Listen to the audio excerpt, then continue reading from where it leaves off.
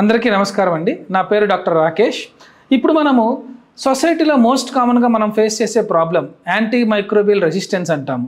ఇదేంటంటే మనం ఇష్టం వచ్చినట్టుగా మందులు వాడడం. అంటే మనకి చిన్న జ్వరం వచ్చింది, దానికి యాంటీబయాటిక్స్ అవసరం లేదు, కానీ మనమే మెడికల్ షాప్కి వెళ్ళిపోయి ఏదో ఒక యాంటీబయాటిక్ తీసుకురావడం.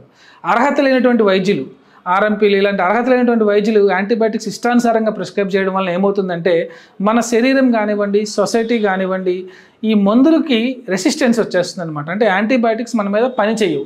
ఎందుకని? వాటిని మనం చాలా కాలం నుంచి మిస్యూజ్ చేస్తున్నాం. అవసరం లేని చోట్ల వాడడము, లేకపోతే కోర్సు వాడకుండా ఎక్కువ రోజులు వాడడము, జలుబుకి తుమ్ములకి వాటికి కూడా యాంటీబయాటిక్స్ వాడడం మూలంగా మన శరీరం ఫైట్ చేసే కెపాసిటీ తగ్గిపోతుంది.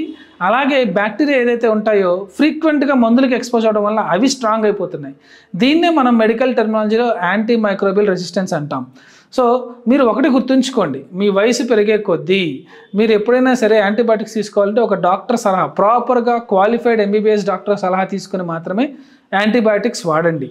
మీరు ఇష్టం వచ్చినట్టుగా వాడడం మూలంగా మీకు మీరు హాని చేసుకుంటున్నారు, మీతో పాటు సొసైటీకి కూడా హామ్ చేస్తున్న వాళ్ళు అవుతున్నారు.